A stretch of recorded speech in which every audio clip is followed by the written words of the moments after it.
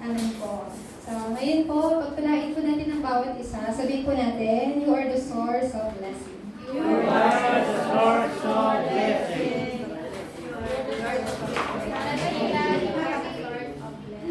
Amen. So, each of us are mga source of blessing po. Amen po. Amen. Para po sa mensahe po natin today po.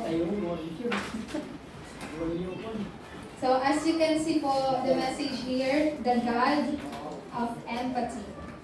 So alam niyo po ba yung salitang empathy po? So do you know the meaning of the word empathy? So iba po siya sa word ng sympathy. Kasi yung sympathy po, parang naiintindihan nyo lang po kung ano yung nararamdaman ng isang tao. So, the sympathy means it involves feeling sorry or pity for someone. Like, for example, meron siyang paghihirap, kawawa naman siya. Parang ganun po. It's a feeling, external feeling po, yung sympathy. But the empathy po, it involves understanding and sharing someone's feeling po. That's the word empathy. Yung mismo, alam mo yung nararamdaman niya at nararanasan mo yun. Kaya have you heard the word, yung parang, ano nga po yun? Ilagay mo naman yung sarili mo sa kalagayan ko. Ayun po. So that's the word empathy po. So it's different po. Yung sympathy po, parang you are just pitying, naaawa ka lang sa isang tao. Without actually understanding kung ano yung kalagayan niya. So, it's external expression of emotion po. But the empathy, it actively shares in the person's emotional experience. So, our message today po, napaka-importante. This is very important po. God is the God of empathy. Ibig sabihin po nun, Jesus Christ knows all your hardships, even suffering po. Hindi lang po naiintindihan ni Jesus Christ. Hindi lang po naiintindihan ni Jesus Christ, I know you have weakness, I know you are suffering, I know you have hardship. Jesus, hindi lang po alam niyo ni Jesus. But Jesus already shared yung sufferings po ninyo kasama siya. So kaya po tinawag po natin na ang Diyos ay ang Diyos po ng empathy. He is the God of empathy po. Hindi niya lang tayo naiintindihan, pero He really understand po, He really share po yung sufferings po natin, even our weaknesses po. So magkaiba po yung sympathy tapos empathy po. Kaya po, from our message today po, I want you to have this question in yourself po. Why the only must take place in my life? Why? Bakit sa buhay ko kailangan mangyari yung only po? When we heard the word only, it's not just all about yung natatanging. Pero there is hidden greatest blessing and answer from the word only po. From the answer of only. So let's look at the people of Israel. The people of the Israel, they are people of the covenant. Just like us, they are people of the covenant. Just like us, they are children of God. Just like us po, God called them as a remnants. Parang katulad po natin. But these Israelites po, they lost yung pinaka-importanteng covenant po na Diyos.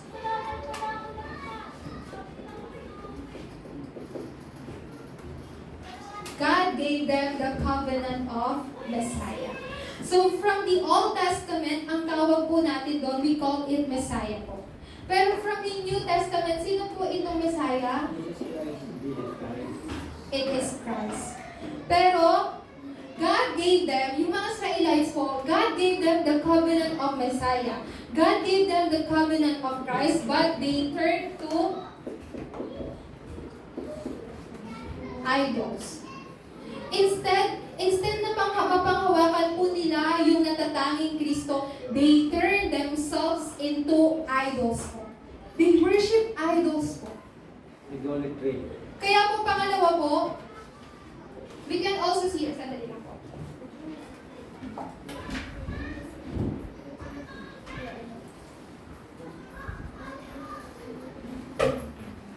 Praise God. Ayan po. Pangalawa po, God gave them this mission. God called them to do the mission po, yung mga Israelites. For God's kingdom. But do you know, ano po yung ginawa ng mga Israelites people po? They have this wrong ideology. What kind of wrong ideology? Why do we have to share this gospel? Why do we have to spread this gospel? Kami yung tinawag ng Diyos, God called us. So kami lang yung importante. Kami lang yung importante. Yung other countries, other people, they don't deserve to receive this gospel. They don't deserve to receive this ano nga po itong gospel. So they keep yung gospel sa sarili po nila. Ito po yung mga Israelites po. And what else po? Sinabi po ng Diyos na they have to receive the guidance of the Holy Spirit po. But instead, they turn into law and philosophy po. They follow law and philosophy. Hanggang ngayon po yung mga Israelites po, they are strictly following po yung batas. Pero sila po ba ay maliligtas po sa pamamagitan po ng batas? Never po. Ang batas po ay ibinigay po sa atin para mapalapit tayo kay Kristo. Yung batas po ay hindi binigay po sa atin to bind us. The law was given to us po to set us free from our fundamental problem. If God's law is binding you, it's not gospel po. Gospel set us free. Gospel makes us free. Kung yung gospel po na ito, it's binding you, it's not gospel anymore po. It's legalism. It's humanism.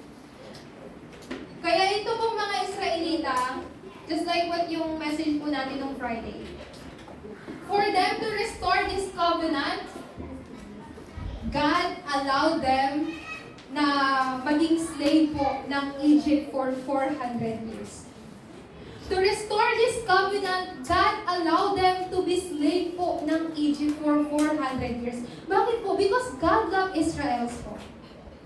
So when the Israelites understand that po, they understood, we have to ask for forgiveness. Kailangan natin humingi ng tawad sa Diyos. So they asked for forgiveness po. But once again, they lost the covenant. Once again, they lost their mission po. And God allowed them again na maging captive po ng Babylon for 70 years po. But once again, they lost the covenant. And once again, God forgave them. Pero, they lost the covenant again. For 250 years, sila po ay naging colonized ng bansang Roma. And they are scattered po. Alam niyo po kung gaano kabuti po ang Diyos? God is really, ano nga po ito? Good. Amin po ba? Bakit po? Kasi doon nagkakaroon ng mga Israelita po ng kasalanan, God always forgive them. Kapag sila ay bumabalik po sa Diyos, when they ask for forgiveness po, lagi po silang pinapatawad po ng Panginoon. Kaya po, ano po yung dapat po nating makita? From here po, we have to find the answer of only. What kind of only po? We heard this many times po. Find the only Christ. Find the only Christ within you. Find the only Christ within your family. Find your only Christ in your work po or your businesses. Find the only Christ wherever you go po. This answer po. What kind of only Christ po? John chapter 19 verse 30. This is where Jesus said po, everything everything is finished. Lahat ay tapos na. Pero bakit po yung mga tao, why people, they keep on saying, especially po yung mga Christians, it's not yet done. It's not yet finished. Bakit marami pong mga Christians na nag-iisip po ng ganito? It is because they cannot find this, only Christ. Pero Christ completely finished everything po. And this is not, hindi po ito galing po sa akin. It's written in the Bible. What else po? Ano pong pangalawang only na we have to discover po and to find out? Only God's kingdom. From Matthew chapter 6 verse 33. Seek first God's kingdom po before anything else. Tayo po mga tao, mas inuuna po natin, kasi meron po tayong pangangailangan. We tend to seek other things po before itong kaharian po ng Diyos. Pero tayo pong mga anak po ng Diyos, we have to seek first God's kingdom po. Only God's kingdom. Alam niyo po, kahit saan po kayo magpunta, we children of God, wherever we go po, the kingdom of God is upon that place po. Do you believe in that po? Wherever you go po, the kingdom of God is being established on that place po. Bakit po? Because you are God's children. So kahit saan po kayo magpunta, yung kaharian po ng Diyos ay naitatatag sa lugar po na yan. Pangatlo po, only filling of the Holy Spirit. From Acts chapter 1, verse 8. There's a lot of things na we cannot do sa sarili po nating efforts, with our own efforts po. There's a lot of things na we want to do, pero in the end, hindi nangyayari po. Ito po, to find the only Christ, to find only God's kingdom, this one is difficult po. This one is difficult. That's why God said, Jesus said in Acts chapter 1 verse 8, you will receive power when the Holy Spirit comes upon you. But you already received the Holy Spirit. Meaning to say po, you already have the power. You can overcome everything po. Amen po ba? You can overcome everything. Why? Jesus Christ already overcome everything po. Amen. Amen. So there's no reason for us to be afraid and to worry po. Just give everything to the Lord po. According sa Matthew, where is it Matthew? Matthew 11:28. Kaya, kailangan po natin ng kapangyarihan to have this spiritual discernment. From Colossians chapter 2, verse 2. Every treasure of knowledge and wisdom is hidden in Christ. Amen po ba? It's hidden in Christ. So we have to ask the Lord po to have this spiritual discernment every day. Kayo po'y magiging judge. You are not judger. Pero, ano nga po yan? Malalaman po ninyo, God already gave us this wisdom and knowledge po. How to see kung ano po yung masamang bagay at yung maling bagay po. Sa ating kaalaman. Yes po. Ipanalangin po natin to po sa Panginoon na makita natin what is wrong and what is right po in the eyes of the Lord po. Okay. Do not ever be deceived by Satan po. Huwag na huwag magpapadaya kay Satanas. Ang boses po ni Satanas ay napakatamis. The voice of Satan is very sweet po. Sweeter than honey. Why po? Satan can offer everything to mankind po. Especially money. Especially yung mga bagay na kailangan po natin. Pero tayo pong mga anak ng Diyos, we children of God po, shouldn't be deceived by the things of this world po. Of course, we need something po. I mean, while living in this world po, we have to live naman po ba? So we need food, we need shelter, we need clothing. But that's not the end of our life po. Matthew chapter 6 verse 33. Please meditate on this word po, every day.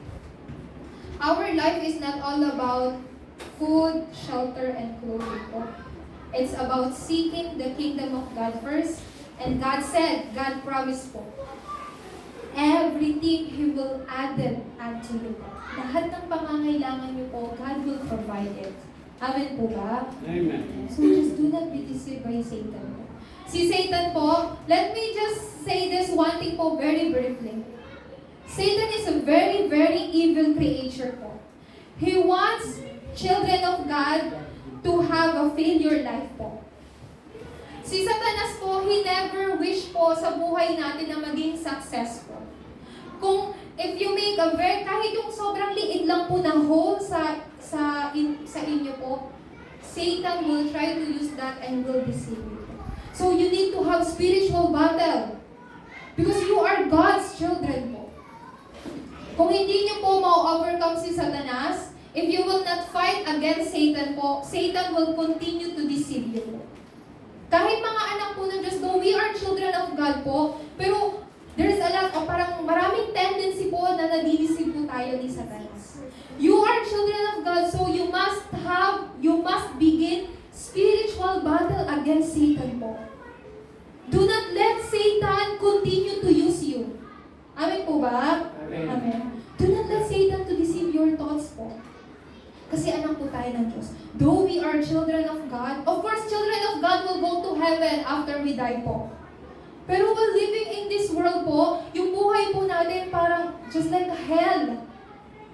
We are no longer in 6 days of unbeliever po. Pero if we will keep on listening sa boses ni Satanas po, yung buhay po natin parang buhay ng impyerno. Kaya po, wag na wag magpapadaya po kay Satanas. Satan is an evil creature po. He will use a lot of things po for us to be fail po para magkaroon tayo ng kabiguan. Kaya po, ano pong sabi po ni Jesucristo from Colossians chapter 2 verse 3? Every treasure of wisdom, even knowledge, is hidden in Christ. Kay Kristo po. So begin to have spiritual discernment. Ano yung tama? Ano po yung mali? In front, sa mata po ng Panginoon. Bakit po? Kailangan natin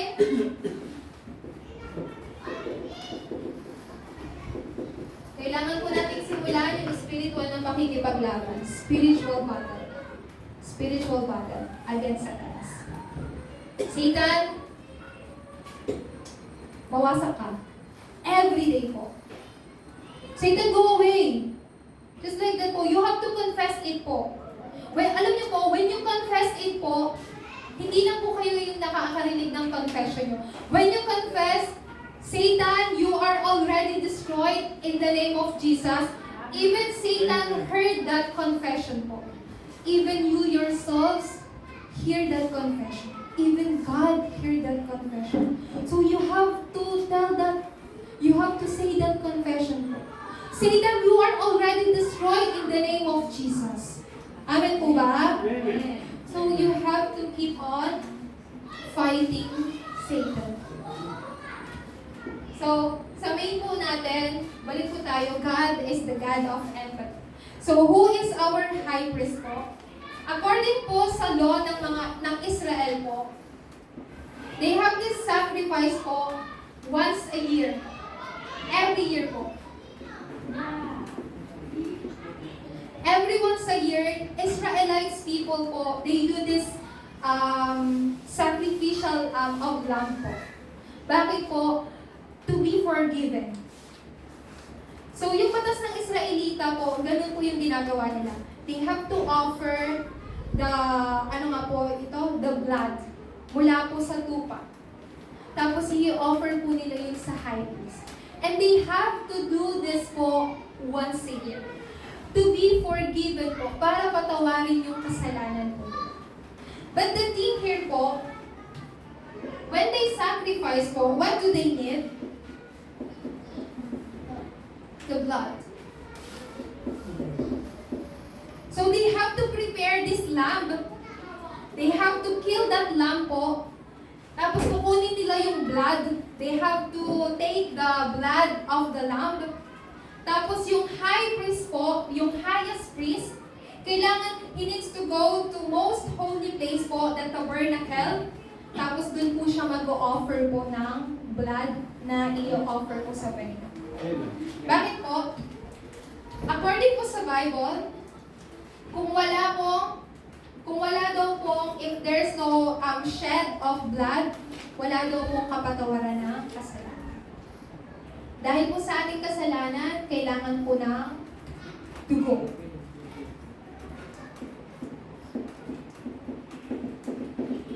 Sino po yung i-prepare po nila? This sacrificial na. Yung isa-sakripisyong tupa. But according sa Bible, sa John chapter 1, verse 29, who is the true Lamb of God? Jesus Christ. The true Lamb of God is none other than Jesus Christ. Kasi po, according po sa law ng Israel, they have to sacrifice this lamb po. They have to offer this lamb before God to be forgiven po. And they have to do it po once a year. Pero si Jesus po, according sa Bible, Jesus Christ is the true Lamb of God. Sa pamamagitan po ni Jesus Christ, every sin of this world po has been forgiven po. Amen po ba? Amen. At nangyari po yun once for all. I will read po from Hebrews chapter 10 verse 10. And by that will, we have been made holy through the sacrifice of the body of Jesus Christ once for all. Yung isang beses po na kamatayan ni Kristo, lahat tinapos niya na po yung ating pong kasalanan. Nilinis niya na po yung kasalanan po natin. At basahin ko po sa, ganun din po, sa Hebrews chapter 7, verse 27. Amaya ko po basahin ko yan. So, the most holy place po, ano pong nakasaad po dito? From Hebrews chapter 7, verse 27, pag uwi niyo po sa bahay po ninyo, please find these scriptures po para mas maunawaan niyo po siya. And Matthew chapter 27, verse 50 to 51. Ano pong sinabi po dito? This most holy place po, this is tabernacle. So inside of tabernacle po, meron pong holy place where only high priest can enter. No ordinary people can enter there po. Why? If ordinary people enter this holy place po, they will surely die po. Di po sila nakakatapak sa holy place, mamamatay na po sila. Why? Because it's the most holy place po. Yung mga high priest lang po yung pwedeng makapasok po doon. So, according po sa Matthew chapter 27, verse 50 hanggang 51. Should I read po the verse 51? Sabi po dito, at that moment, the curtain of the temple was torn into from top to bottom. The earth shook, the rocks split.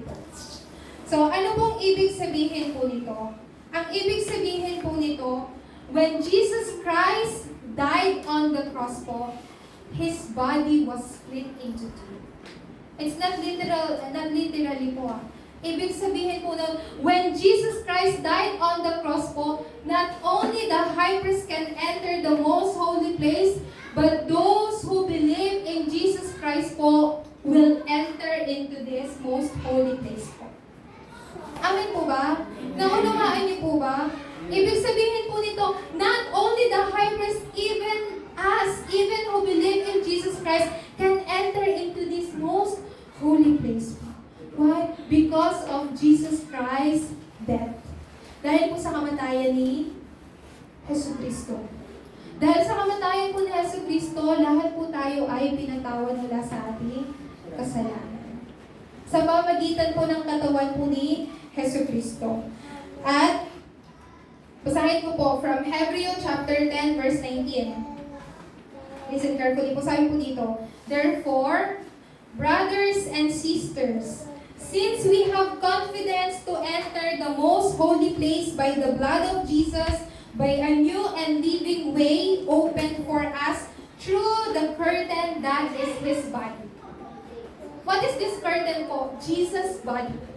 So now we have this confidence to enter into this most holy place po. How?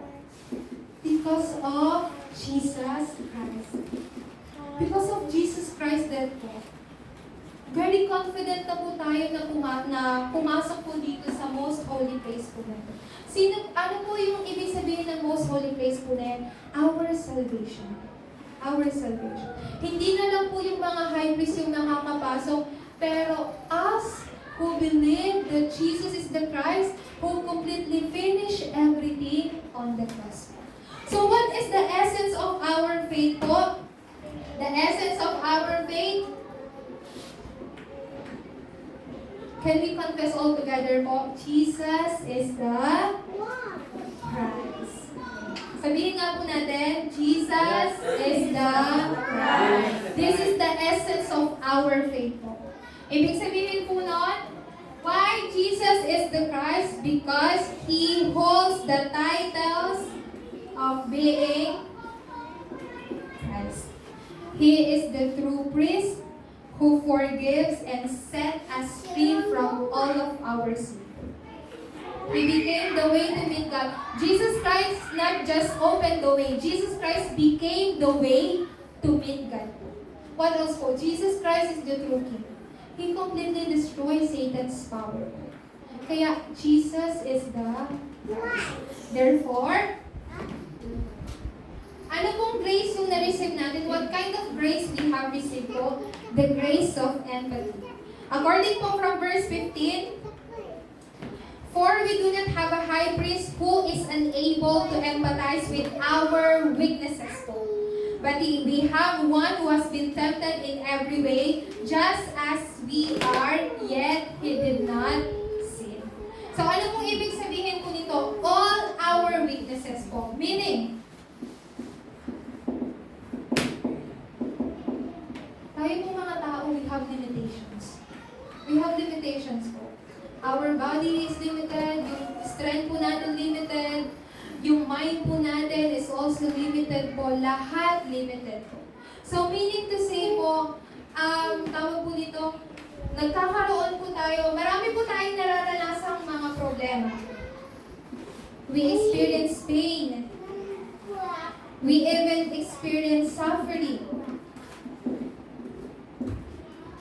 Kahit mga anak po tayo ng Diyos, nagkakaroon po tayo ng kasalanan. And what else po? Even this po, kahit death. Pero, what kind of grace we have received po? The grace of empathy. All our weaknesses, all our pain, even our suffering, our sins, even death po, naranasan ni Jesus Christ. Jesus Christ shared the same pain, suffering, sin, and death para po sa inyo. So Jesus Christ really experienced death po for 3 days. After 3 days, He resurrected po. Tama po ba? And Jesus Christ even even experienced kung ano po yung impyerno. He even went there. Jesus went there po sa impyerno. To know, to really experience po, to really understand yung inyo pong pain, suffering. Lahat po. So the word empathy, not just to understand someone's suffering po, but to really share someone's suffering. And that was Jesus did po. Amen po? Amen. Yun po yung ginawa ni Jesus Christ sa atin. Jesus Christ, He shared this pain, suffering po kasama po tayo. And according po sa 2 Corinthians chapter 8 hanggang 9 po, let me read po. Nakasaad po dito, for you know the grace of our Lord Jesus Christ, that though He was rich, He yet for for your sake, He became poor.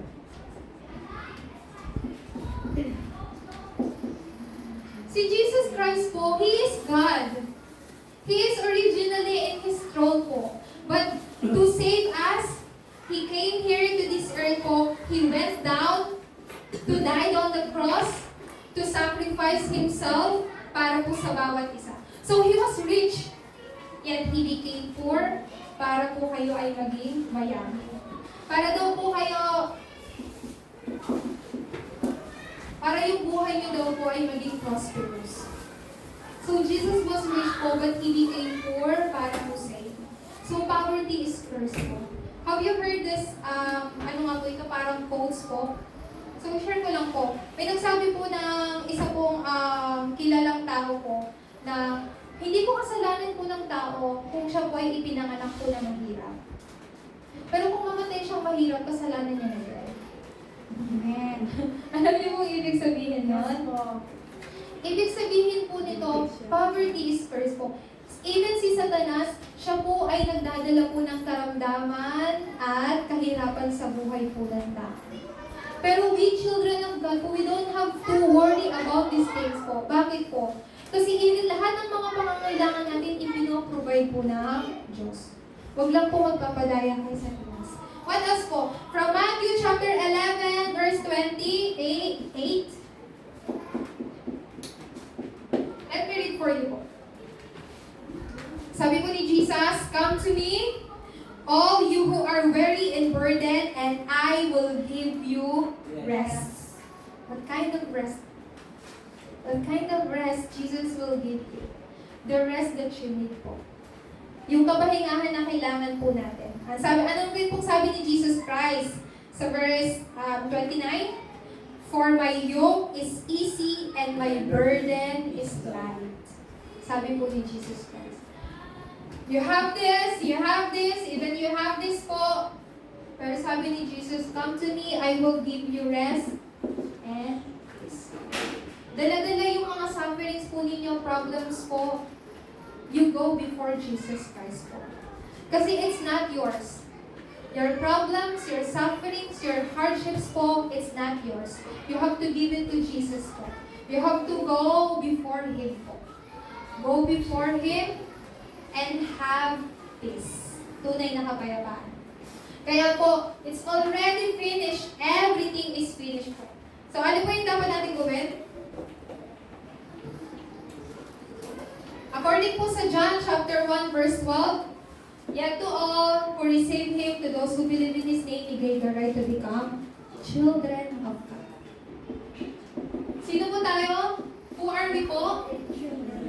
Yes, we are children of God. Sabi po sa Genesis 1:27, "So God created man according to His image." So we are God's image. Kasi yung Espiritu po ng Diyos ay nananahan po sa atin. So this is our identity. At sa Matthew chapter 28, verse 18 to 20, according po dito, si Jesus Christ, sabi po ni Jesus Christ, "All authority in heaven and on earth has been given to me." So ano po sabi ni Jesus? "Therefore, go and make disciples of all nations. Baptize them in the name of the Father, the Son, and the Holy Spirit." And ano po sabi ni Jesus sa pinakalas? "And I will be with you to the ends of the earth." Mark chapter 16, verse 20, ganun din po yung sinabi po ni Jesus Christ. Sabi niya po dito, "Go and make disciples of all nations." Sabi niya sa Mark 16, 15, 20, "Ipangaral mo ang salita sa lahat ng mga tao dito sa mundo." And Acts chapter 1 verse 8, "You have the power through the Holy Spirit." What is this po? This is your authority. You have the identity, you have the authority, so you have the mission po. What kind of mission po? To stand as the witnesses of Christ. Ito po yung mission po natin. To preach, to spread the accurate gospel po sa ibang tao. This is the reason why God called you po. Wala pong ibang reason bakit po kayo tinawag ng Diyos. Ito po yung pinaka-reason why you are sitting here, why you are receiving this accurate gospel po, because of this mission. So from our conclusion po, go before the throne of grace. Ito po ay from verse 16. So sinabi po dito, let us then approach God's throne of grace with confidence. Confidence po means assurance. Assurance. So, katulad po na sinabi po sa verse 15, Jesus has been tempted in every way po. So, if you will read Matthew chapter 4 po, yung lahat po ng chapter ng 4 po ng Matthew, si Jesus Christ po, after po niyang mag-fasting po, he was very hungry. Sobrang gutom na gutom siya. And si Satanas po pumunta po sa kanya. Satan deceived him with food. Sabi ni Satanas, oh, you are the Son of God. You can make this stone bread. Diba? Sabi ni Satanas yun. Pero anong sabi ni Jesus Christ? Ang tao ay hindi lang nabubuhay sa pagkain o tinapay, but with the word of God. The living word of God. Kaya po wag pong magpapadaya. Do not be deceived by Satan po. Pwede niyo pong basahin po yan sa verse 4. What else po? Pangalawa po,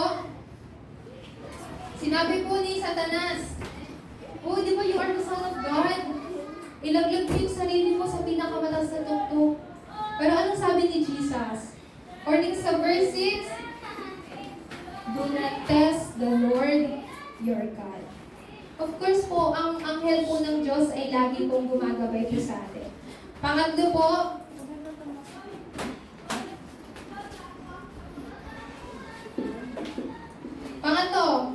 dinala po ni Satanas si Yesu Cristo sa pinakatuktok po, tapos ipinakita niya lahat ng bagay sa mundo. Sabi ni Satanas, I will give everything to you, just bow down to me.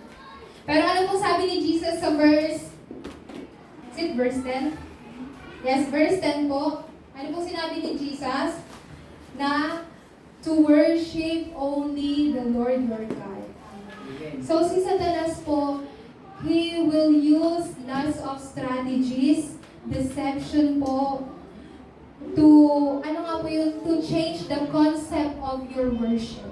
But do not be deceived by Satan. You cannot worship God at the same time you worship money po. If you worship God, you have to, you have to cast away yung mga bagay po na yun. Kaya po, Satan wants to change the concept of your worship. Do not ever deceive by him po.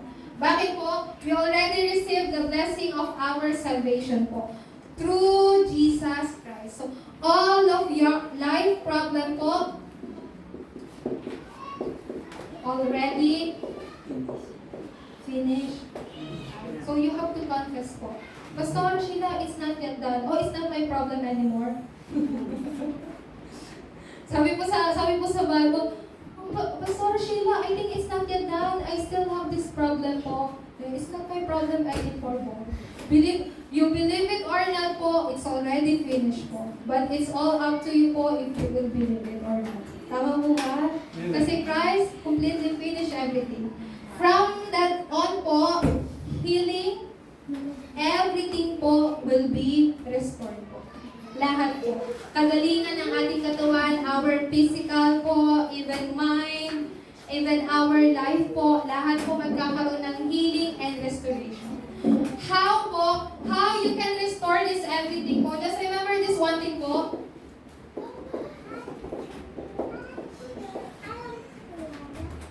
Worship.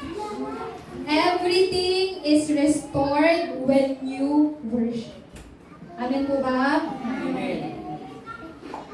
Just like the people of Israel, they lost the covenant, they lost their worship, so they lost everything po. Just like Adam and Eve po, when they disobeyed word of God po, means they lost their worship po. But for us, God restored our worship through Jesus Christ, so do not ever lose it po. Amen po ba? Just remember this po, everything is being restored po when you worship.